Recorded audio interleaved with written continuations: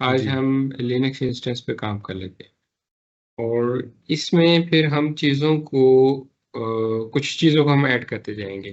जिसमें first of all मैं इसमें सिक्योरिटी ग्रुप की बात कर लूँगा और उसके बाद फिर हम इस पर प्रोटेक्शन की बात करेंगे और फिर हम इसको अपना वेब सर्वर बना के देखेंगे।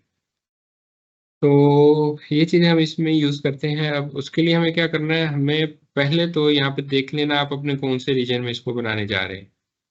उसके बाद हमने उस सर्विस पे आ जाना है जो हमने यहाँ पर सर्विस यूज़ करनी है। मिसाल के तौर पर मैं इंस्टेंस बनाने जा रहा हूँ तो मैं क्या करूँगा, अपनी EC2 की सर्विस में आ जाऊँगा। लास्ट टाइम जी। हमने इसको यूज़ किया था तो वो रिसेंटली विजिटेड में मुझे वो सर्विस दिखा रहा है, तो मैं इसी पे क्लिक करके यहाँ पर आ जाता हूँ। लास्ट टाइम हमने इसकी मैक्सिमम जो चीज़ें थी डिफ़ॉल्ट यूज़ की थी। मैं काम ये करता हूँ कि यहाँ पर नॉर्मली क्या होता है, अगर हम जैसे मैंने यहाँ पे सिक्योरिटी ग्रुप की बात की, सिक्योरिटी ग्रुप में हमने देखा था कि हमारे पास क्या होता है, पोर्ट्स होती हैं। कौन कौन सी अलाउड आपके पास पोर्ट्स हैं। मिसाल के तौर पर हमने देखा था कि हमने यहाँ पर RDP करना है और उसकी हमने देखा था पोर्ट क्या होती है, 3389। ये थी हमारे किसके लिए, विंडोज इंस्टेंस के विंडोज लिए। के लिए। इसी तरह से अगर आपने लिनक्स का करना है उसके लिए कौन सी पोर्ट होगी, आपकी SSH होगी जो कि पोर्ट 22 है। और इसी तरह से आगे जैसे हम इसको वेब सर्वर बनाने जा रहे हैं, वेब सर्वर के लिए क्या होता है, आपको बताना फोर होता थ्री। है कि वो आपका HTTP पोर्ट पे लिसन करेगा या HTTPS पे करेगा। एस। ये आपका पोर्ट 80 पे काम कर रहा होता है और ये आपका 443 पे फोर काम थ्री। कर। अब क्या बात है यहाँ पर, आप जब अपने इन्वायरमेंट में बैठे हुए काम कर रहे होंगे तो वहां पर क्या होगा, आपके पास मल्टीपल चीजें हैं। एक सिंपल आपके इंस्टेंसेस हैं, कोई आपने अपना डोमेन कंट्रोलर बनाया हुआ है, कोई आपके डेटाबेस सर्वर है, कोई आपके वेब सर्वर्स हैं, कोई आपकी अदर एप्लीकेशंस हैं जो वहां पर यूज हो रही हैं, और आपकी हर जगह की रिक्वायरमेंट डिफरेंट है। आपने हर अपने यहाँ पर इंस्टेंस को RDP या SSH नहीं करना।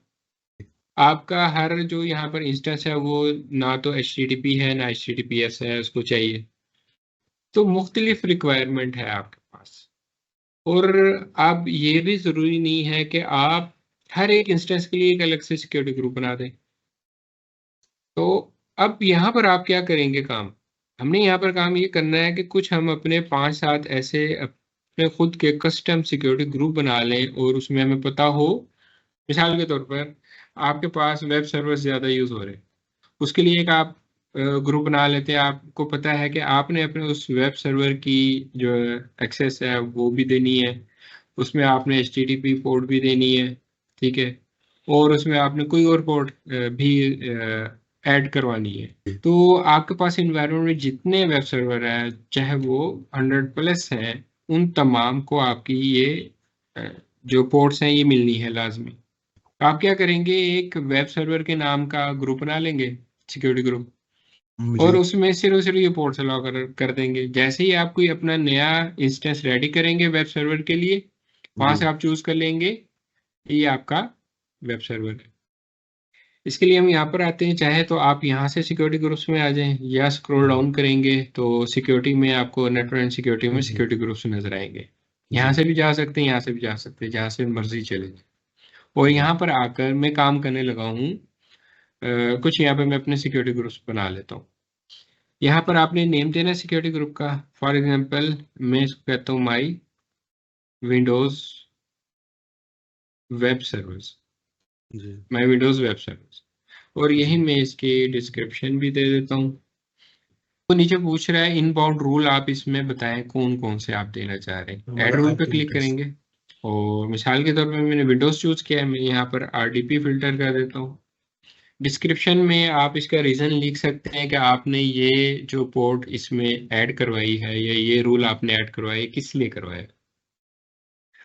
बेस्ट प्रैक्टिस क्या है आप यहाँ पर ऐड करते हैं। नेक्स्ट यहाँ पर हम आते हैं, हमने ये वेब सर्वर बनाना है। HTTP को मैं फिल्टर कर लेता हूँ। और इसको भी फिलहाल में, ये तो आपके लिए एनीवेयर ही रहेगा ना, क्योंकि कहीं से भी आपका कोई भी क्लाइंट आ सकता है। तो आपने इसको कोशिश करनी है कि एनीवेयर के कुछ आपकी जो इंटरनल एप्लीकेशन होगी जो सिर्फ सिर्फ आपके इन्वायरमेंट में यूज होनी है, वहां पर आप इसको रिस्ट्रिक्ट कर सकते हैं। बट इस केस में आपने क्या करना है, इसको एनीवेयर ही कर दो। जी अब मुझे और कुछ भी नहीं करना इसमें। अगर आपने कोई टैग असाइन करना है कर दें। लेट्स से मैं इसको वेब सर्वर कह रहा हूँ और वैल्यू में इसको माई विंडोज वेब सर्वर की दे रहा हूँ। इसके अलावा भी अगर आपने कोई ऐड करने हैं कर दे, अदरवाइज आप इसको क्रिएट सिक्योरिटी ग्रुप कर दें। हमारा ये सिक्योरिटी ग्रुप क्रिएट हो गया और उसने बता दिया है कि आपने ये पोर्ट्स इसमें अलाउ करवाएंगे। हम सिक्योरिटी ग्रुप पे वापस आते हैं। अभी एक हमने ये इसमें क्रिएट किया, एक और हम जी क्रिएट कर लेते हैं और इसको हम माई लिनक्स वेब सर्वर का नेम दे देते हैं। जी ठीक हो गया। इसी तरह से हम इसमें रूल ऐड करवाते हैं। पहला रूल कौन सा होगा हमारा, SSH। ये भी एनीवेयर के लिए कर लें, IPv4। और दूसरा इसी तरह से आपका HTTP होगा। ये दो मैंने इसमें ऐड करवा दिए। अगर आपकी यहाँ पर कोई डेटाबेस भी ऐड होगी तो आप यहाँ पर ऐड रूल पे जाकर तो डेटाबेस की पोर्ट भी ऐड करवा सकते हो। ठीक है, अभी फिलहाल हम ये ऐड कर रहे हैं। अब हमारे यहाँ पर मैं अगर वापस आता हूँ सिक्योरिटी ग्रुप्स पर, तो हमने क्या किया, अपने यहाँ पर दो सिक्योरिटी ग्रुप्स क्रिएट कर लिए। एक जी माई लिनक्स वेब सर्वर्स के नाम से, एक माई विंडोज वेब सर्वर के नाम से। जी पहला काम हो गया। अब हम काम ये करते हैं कि हम यहाँ पर अपने इंस्टेंसेस पर आते हैं जी और अपना एक इंस्टेंस लॉन्च करते हैं। लिनक्स वेब सर्वर में अमेजोन लिनक्स ये मैं ही ले रहा हूँ और फ्री टेयर एलिजिबल इसमें ले रहा हूँ। और यहाँ पे मुझे बता रहा है 1 vCPU है, 1 GB इसमें मेमोरी है। की पेयर जो हमने लास्ट टाइम बनाया था हम वो यहाँ पर यूज़ कर सकते हैं, तो मैं उसी को ले रहा हूँ। जी अदरवाइज अगर आपका इस रीजन में जिसमें हम बैठे हुए इंस्टेंस क्रिएट कर रहे हैं यहाँ पर हमारे पास नहीं होगा कोई इंस्टेंस सॉरी की पेयर, तो हम यहाँ पर क्रिएट न्यू की पेयर पर जाएंगे और जैसे हमने लास्ट टाइम किया था हम उसको क्रिएट कर लेंगे। ठीक जी है, अभी फिलहाल मैं वही ले रहा हूँ जो मेरे पास यहाँ पर मौजूद है। और उसके बाद यहाँ पर नेटवर्क सेटिंग्स है। अब पहले हमने क्या किया था, यहाँ पर क्रिएट सिक्योरिटी ग्रुप पर ही जाने दिया था। अब हम क्या करेंगे, सिलेक्ट एग्जिस्टिंग सिक्योरिटी ग्रुप पर आएंगे और उसको यहाँ से हम बता देंगे कि कौन से वाला उसने लेना है। हमने ये लिनक्स का इंस्टेंस क्रिएट किया तो माई लिनक्स वेब सर्वर्स के नाम से हमने एक सिक्योरिटी ग्रुप क्रिएट किया था, वो हम यहाँ पर चूज कर लेंगे। बाकी सेटिंग्स इसकी एज इट इज। और सेकेंडली मैं इसमें क्या करने जा रहा हूँ, इसमें प्रोटेक्शन में एनेबल करने जा रहा हूँ। मिसाल के तौर पर लास्ट टाइम हमने क्या काम किया था, हमने अपना इंस्टेंस क्रिएट किया और मैंने आपको इंस्टेंस को टर्मिनेट करके दिखाया। बट अगर कोई आपके पास इंटर नहीं आया हुआ है, वो प्रैक्टिस कर रहा है अभी यहाँ पर, और आपने जी उसको गलती से फुल एक्सेस दे दी और वो आपका कोई इम्पोर्टेंट यहाँ पे सर्वर है, वो आपको यहाँ से टर्मिनेट कर देता है, उससे कैसे बचा जाए, उसे आप ये काम करेंगे, एडवांस में आएंगे और यहाँ पर आपके पास उसने डिफरेंट बिहेवियर दिए हुए यहाँ पर। ठीक है, इंस्टेंस ऑटो रिकवरी है कि अगर अगर आप इसको एनेबल कर देंगे, बाय डिफॉल्ट ये एनेबल ही होता है, तो उसमें उसके हार्डवेयर का कोई इशू होगा, OS का कोई इशू होगा, ऑटोमेटिकली वो उसको रिस्टार्ट करेगा और किसी दूसरे हार्डवेयर पे शिफ्ट करके या OS को वो रिफ्रेश करके आपको दे देता है। शट डाउन बिहेवियर कि जब आप उसको शट डाउन करते हैं तो वो आपके इंस्टेंस को स्टॉप करेगा, टर्मिनेट करेगा, क्या काम करेगा। नॉर्मली क्या होता है, आपके यूज केस पर डिपेंड होता है। अगर आपने कोई टेस्ट इंस्टेंस यहाँ पर क्रिएट किया और आपको पता है कि आपके पास जो डेवलपमेंट की टीम है जी उनको नहीं इस चीज़ का आइडिया कि हमने यूज़ करने के बाद इसको टर्मिनेट करना है, तो आप इसका बिहेवियर चेंज कर सकते हैं, इसको टर्मिनेट पे लेके जा सकते हैं। अगर वो उसको स्टॉप ही करेगा तो वो क्या करेगा, आपके इंस्टेंस को टर्मिनेट कर देगा, वहां से डिलीट कर देगा, आपको कोई चार्ज नहीं देना पड़ेगा इस पड़ेगा। पे। स्टॉप हाइबरनेट बिहेवियर कि जब आप स्टॉप करते हैं अपने इंस्टेंस को तो वो उसको हाइबरनेट करे कि जी उसी स्टेट पे आपके इंस्टेंस को वो स्लीप मोड में ले जाए। टर्मिनेशन प्रोटेक्शन ये हमारे लिए इम्पोर्टेंट है। जैसे मैंने अभी वो आपको उसको बताया, टर्मिनेट नहीं कर पाए, मतलब कि वो उसको खत्म टर्मिनेट, अरे कर पाए। हाँ जी, डिलीट नहीं कर पाएगा आपका ये इंस्टेंस यहाँ पर, ऐसे ही रहेगा। तो हमें क्या करना है, इसकी प्रोटेक्शन एनेबल करनी है। ये मैंने एनेबल कर दी। स्टॉप प्रोटेक्शन के कोई भी यूजर, इवन के आप एज अ रूट यूजर, हम यहाँ पे कैसे लॉग इन है, अपने रूट जी, यूजर से रूट यहाँ पर अकाउंट हम से। लॉग इन, उससे भी आप इसको स्टॉप ना कर सकें। कुछ आपकी ऐसी क्रिटिकल एप्लीकेशंस होती हैं कि अगर आपने अपने उसको इंस्टेंस को स्टॉप भी कर दिया है, शट डाउन कर दिया है, तो भी वो आपके लिए यहाँ पर क्या है, प्रॉब्लम क्रिएट करेगी। ठीक है, इंस्टेंस आपका शट डाउन क्यों हुआ है, वहाँ पे आपको एक्सप्लेन करना मुश्किल हो जाता है। तो आप ये भी इसमें एनेबल कर सकते हैं कि कोई इसको हम्म, स्टॉप भी ना कर सके। तो ये प्रोटेक्शन आपके लिए बहुत ज़्यादा इंपॉर्टेंट है दोनों। हमने क्या काम जी किया, सिर्फ सिर्फ यहाँ पर टर्मिनेशन प्रोटेक्शन यहाँ पर एनेबल किए जी कि कोई भी यूज़र, चाहे कि वो रूट यूज़र है इस अकाउंट का, वो यहाँ पर इस इंस्टेंस को टर्मिनेट ना जी कर सके। अभी हम क्या जी करते हैं, इसको लॉन्च इंस्टेंस कर देते हैं। ठीक है, अभी लॉन्च हो रहा है, हम यहाँ पर आ जाते हैं ये ऑल इंस्टेंसेस पर। अभी इसकी स्टेट पेंडिंग है और स्टेटस भी वो हमें नहीं बता रहा है। जैसे हमारा इंस्टेंस रेडी हो जाएगा, फिर स्टेटस चेक इसका वो एनेबल करेगा। थोड़ा सा हम यहाँ पर वेट करते हैं। ये रनिंग में आ गया है और ये इनिशियलाइजिंग पे चला गया स्टेटस इसका। इसके टैग्स में है और मैनेज टैग्स में है, और यहाँ पर क्रिएशन डेट आप ऐड कर दें। इस तरह आप मल्टीपल टैग्स ऐड कर सकते हैं, अप टू 50 टैग्स। ओके जी, हमारा ये इंस्टेंस रेडी हो गया है। अच्छा, अभी इसमें यहाँ पर मैं इसके कनेक्ट में SSH क्लाइंट पर आया हूँ। तो ये मुझे यहाँ पर प्रॉपर गाइड कर रहा है कि आप अपनी उस लोकेशन पर जाएं जहाँ पर आपने अपनी वो की सेव की हुई है, और अपनी उस फाइल को राइट्स दें chmod 400, और आगे आपकी वो जो प्राइवेट की है उसका नेम आ रहा है। यहाँ पर ये chmod, ये लिनक्स की कमांड है, चेंज मॉड। आपने अच्छा राइट्स देने होते हैं फाइल को, वो 400 के राइट्स दे रहा है। इसमें है ना, जब हम लिनक्स में काम कर रहे होते हैं, लिनक्स में आपके पास डिफरेंट टाइप्स होते हैं राइट्स के। एक होता है रीड, इसको हम रीड ओनली भी बोलते हैं। एक होता है राइट, राइट और एक राइट। होता है इसमें मॉडिफाई। तो इसमें 4 के बाद 00 आ रहा है, 4 का मतलब है रीड। और इसमें मुख्तलिफ लेवल होते हैं, 755 भी होता है, 777 भी होता है। ठीक है, 7 मैक्सिमम वैल्यू होती है, 4+2+1। ठीक है, इसकी 4 होती है वैल्यू, इसकी 2 होती है, इसकी 1 होती है, ये तीनों मिला के बनते हैं 7।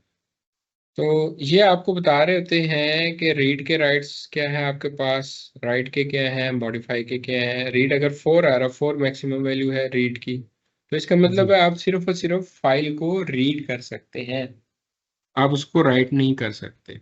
अब यहाँ पर उन्होंने स्पेसिफिकली मेंशन किया हुआ 400। ठीक है, अब इसे मुराद ये है कि आपने इस फाइल को सिर्फ और सिर्फ रीड के राइट, सिर्फ रीड के राइट देने हैं। अगर आप रीड राइट के दे देंगे या रीड राइट एग्जीक्यूट के दे देंगे, तो वो आपको वो इसको रन नहीं करने देगा। तो ये पहले तो हमें कमांड रन करनी पड़ती थी स्टार्ट में। अब क्या किया हुआ इन्होंने, बाय डिफॉल्ट ये कमांड इस पे अप्लाई की भी होती है कि सिर्फ जी सिर्फ आपके फाइल को रीड के राइट्स हैं। ठीक है, स्टार्ट में हमारे पास केस आते थे, वो लोग 777 दे देते थे वहां पे रीड राइट एग्जीक्यूट के। वो 777 का मतलब होता है रीड राइट एग्जीक्यूट, आपने फुल राइट्स दे दिए। तो वो ये अप्लाई करके ट्राई कर रहे होते थे, वो कहते थे हमने फुल इसको राइट्स दिए फाइल को, लेकिन उसके बावजूद हमारा इंस्टेंस कनेक्ट नहीं हो रहा। तो हमें जी ये काम करना पड़ता था पहले। अब हमें ये काम करने की जरूरत नहीं है, अभी हम कमांड रन करेंगे डायरेक्ट ये वाली। अब इसमें उसने आपको पूरा गाइड किया हुआ है कि आप क्या करें, SSH करें, -i, आगे आपका की का नेम आ जाएगा। अब यहाँ पर उसने यूजर नेम क्या दिया है आपको, EC2-यूजर। तो जी यहाँ पर आपको देखने में डिफरेंट टाइप्स ऑफ यूजर्स मिलेंगे। एक है आपके पास यहाँ पर जो लिनक्स के इंस्टेंसेस है उसके लिए यहाँ पर EC2-यूजर है। और जो आप यहाँ पर यूबंटू की मशीन्स क्रिएट करेंगे या इंस्टेंसेस क्रिएट करेंगे उसका यूज़र यूबंटू होता है। तो आपको EC2 हाइफन यूज़र की जगह यहाँ पे यूबंटू लिखा हुआ नज़र आएगा। तो दोनों में से जो आप यूज़ कर रहे होंगे यहाँ पे आपका यूज़र नेम चेंज हो जाएगा, बाकी आपकी कमांड ऐसे ही रहेगी।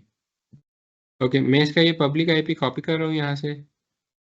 और काम क्या करना है आपने इसके लिए, आपके पास अभी तो हमारा ये CMD में ओपन कर रहा हूँ यहाँ पर, ये आपका यहाँ पर सक्सेसफुली चल जाएगा। यहाँ पर पहले हम चले जाते हैं अपने डाउनलोड्स में, क्योंकि मेरे पास यहाँ पर डाउनलोड्स में वो की मौजूद है। अब यहाँ पर हमने क्या करना है, पहले SSH करना है -i, और आगे आप क्या करेंगे, इसको की का बताएंगे। की आपके पास जी। है यहाँ पर माई, ठीक है। उसके बाद आपने EC2 हाइफन यूज़र देना है, यूज़र नेम @ और आपका यहाँ पर IP एड्रेस आ जाएगा। पब्लिक IP एड्रेस दे दें या पब्लिक DNS दे दें, दोनों में से जो भी देंगे वो ले लेगा। ये एंटर करते हैं तो ये मैसेज अगर आपके सामने आ गया, इसका मतलब है कि वो सक्सेसफुली आपका कनेक्ट कर रहा है इंस्टेंस के साथ। मैं यस करता हूँ इसको और जी। ये देखें कनेक्ट हो गया। मैं ls ओके। देता हूँ, कमांड चल रही है। मैं इसको होस्ट नेम कमांड देता हूँ तो देखें चल रही है, उसने बता दिया कि ये इसका होस्ट नेम है। हमने यहाँ पर अपने इंस्टेंस को कनेक्ट किया, बट ये जो दोनों तरीके का आ रहा है ना, मैंने यहाँ पर इसको CMD के थ्रू कनेक्ट किया है या मैंने बैश के थ्रू कनेक्ट किया, ये सिक्योर वे नहीं है। अच्छा। सिक्योर वे इसमें पुटी भी नहीं है, पुटी के थ्रू हम कनेक्ट करते हैं, इसको पटी भी बोलते हैं, PUTTY। इसके अलावा यहाँ पर एक बहुत अच्छी जो मुझे एप्लीकेशन लगी और मैं यूज़ करता हूँ वो है मोबा एक्सट्रीम। ये मैंने इंस्टॉल की हुई है यहाँ पर। मोबा एक्सट्रीम इसका ये नेम है, ये डाउनलोड करके आप इंस्टॉल कर सकते हैं। ये एक्चुअल में आपके पास एक सिक्योर वे है, और ये इसमें ना सिर्फ आप अपने ये इंस्टेंसेस वगैरह, उसके अलावा डिफरेंट चीज़ें, इवन कि आप अपने प्रोडक्शन इन्वायरमेंट में आपके पास सर्वर्स हैं, डायरेक्ट आप उसके IPs वगैरह ऐड कर सकते हैं। नेटवर्क चल रहे हैं, कुछ जो दूसरी चीज़ें हैं वो सारी की सारी आप यहाँ पर यूज़ जी। कर सकते हैं। सिंपली आपने सेशन पे आना है, ये देखें SSH है, टेलनेट है, RSH है, ये ओके। XDMPCP है, ये RDP है, VNC है, FTP है। ये बेतहाशा इन्होंने आपको ऑप्शंस दी हुई, डायरेक्टली आप यहाँ पर कनेक्ट कर सकते हैं, यूज़ कर सकते हैं। SSH पर आएंगे, होस्ट रिमोट होस्ट, उसका आपने यहाँ पर IP देना होता है। यूज़र नेम क्या आपने वहाँ पर स्पेसिफाई किया, इसको चेक करें। और यूज़र नेम वहाँ पर क्या है आपका, EC2 हाइफन यूज़र, और आगे आप चाहे उसका IP एड्रेस दे दें, ज़्यादा बेहतर है। पोर्ट आपको यहाँ पे बता रहा है। उसके बाद आपने यहाँ पर इसकी एडवांस सेटिंग्स में आना है और उसको की प्रोवाइड करनी है, यूज़ प्राइवेट की। पैम फाइल हम यहाँ पर आएंगे, हमारे पास मौजूद है वो डाउनलोड्स में, डाउनलोड्स। ये इसमें सबसे ज़्यादा सिक्योर वे है इसको यूज़ करने का। बड़ा छोटा कर सकते हैं जैसे भी आपने काम करना है। इसमें आप आके जो मर्जी कमांड्स वगैरह दें, ठीक है, वो यहाँ पर आपको सारी चीज़ें करके दिखाएगा। ठीक है, होस्ट नेम आ गया और बाकी सारी चीज़ें। अब अगला हमने काम क्या करना है, इसमें हमने इसको बनाना है वेब सर्वर। सर्वर बनाने की यहाँ दो इसकी डिफरेंट सर्विसेज कह लें या पैकेजेस कह लें हैं। एक तो है अपाची और दूसरा है यहाँ पर इंजन एक्स। तो अप टू यू, आप जो मर्जी यहाँ पर बना लें। अच्छा, इसमें फर्स्ट ऑफ ऑल काम हमें क्या करना है, हमें अपनी कमांड रन करनी है। अच्छा, इसमें हम क्या है, इस EC2 यूज़र से आए हुए हैं, EC2 यूज़र से आए हुए, तो यहाँ पर हमें फर्स्ट ऑफ ऑल क्या करना है, सूडो देना है, super user do. Temporary rights दे रहे हैं सुपर यूज़र के, इस यूज़र को। ओके। ठीक है, इसका जो रूट जी। यूज़र होता है उसको सुपर यूज़र बोलते हैं लिनक्स में, और जी। उसके हमें यहाँ पर राइट्स देने पड़ते हैं ताकि हमारी वो कमांड रन हो सके। यहाँ पर जितनी भी जो हम कमांड रन कर रहे हैं, ये सिर्फ सिर्फ इसका रूट यूज़र रन कर सकते हैं। जी। तो जी एक इसमें बिल्कुल। तरीकाकार ये होता है, अगर आप सुपर यूजर पे नहीं है तो आप सुडो की कमांड रन करेंगे यहाँ पे, APT जी अपडेट, ओके, यम ले लिया उसने, बाकी पे वो नहीं गया। जो इनका ये लिनक्स EMI है, ये इन्होंने अपना कस्टमाइज किया, उसमें वो सिर्फ सिर्फ यम पे जा रहा है। तो वो कह रहा है कि dependency is resolved, nothing to do, complete, कि अप टू डेट है, इसमें कोई पैकेज अपडेट होने वाला नहीं था। अब हमें यहाँ पर इंस्टॉल करना है, इस पे लेट्स से मैं सुडो यम इंस्टॉल, और मैं आगे कर देता हूँ इंजन एक्स। ये देखें, मैं रन किया, वो उसने मुझे बताया कि अवेलेबल है। ये इसके साथ जो डिपेंडेंसीज इसके साथ इंस्टॉल होनी वो ये हैं, इनके साइजेस क्या क्या हैं, वो आपके सामने आ गया। वो आगे मुझसे यहाँ पर पूछ रहा है कि मैं ये इंस्टॉल करना चाह रहा हूँ या नहीं करना चाह रहा हूँ। अगर मैं वाई प्रेस करके हिट एंटर करूंगा तो ये इंस्टॉल कर देगा, अगर मैं एन प्रेस करके एंटर करूंगा तो वो इंस्टॉल नहीं करेगा। तो अगर आप ये चाहते हैं कि वो ना सिर्फ चेक करे बल्कि इंस्टॉल भी कर दे, तो आप -y का स्विच यहाँ पर ऐड कर देंगे, sudo yum install nginx -y। अब मैं हिट एंटर करूंगा तो ये देखें, उसने चेक किया पैकेजेस हैं और उसने उसको इंस्टॉल करना शुरू कर दिया, मुझसे उसने नहीं पूछा। अब हमने चेक करना है अपनी सर्विस को, कि हमने यहाँ पर एक एप्लीकेशन इंस्टॉल की या एक पैकेज इंस्टॉल की, यहाँ पर हम इसको पैकेज का नाम देते हैं, वो यहाँ पर आपकी चल रही है या नहीं चल रही। उसके लिए कमांड होती है systemctl, आगे आपका सर्विस का स्टेटस आ जाएगा, systemctl स्टेटस और nginx। ये क्या बता रहा है आपको, डिसेबल है। इसको अब हमें क्या करना है, दो काम करने, और जी एक इसको अपना एनेबल करना है सर्विस को, दूसरा हमने सर्विस को रन करना है। फॉर एग्जांपल मैं यहाँ पर, अब मुझे sudo देना पड़ेगा, अब मैं इस पे एक्शन परफॉर्म करने जा रहा हूँ। उसके लिए मैं पहले sudo दूंगा, फिर systemctl दूंगा, और मैं अगर स्टार्ट का कहता हूँ, ये मैंने दिया, उसने सर्विस मेरी स्टार्ट कर दी। अब अगर मैं दोबारा से systemctl स्टेटस nginx करता हूँ, तो ये देखिए मुझे बता रहा है कि आपकी ये सक्सेसफुली स्टार्ट हो गई service, active and running, but service अभी भी आपको कह रहा है डिसेबल्ड है। तो हमें क्या करना पड़ेगा, इस सर्विस को एनेबल करना पड़ेगा। उसके लिए जी क्या होगी कमांड हमारी, systemctl enable nginx। स्टार्ट कर दी इसने सर्विस, आपको यहाँ पे बता दिया। अब अगर आप दोबारा से स्टेटस देखेंगे, एनेबल है, ठीक है, सर्विस आपकी उसने एनेबल कर दी।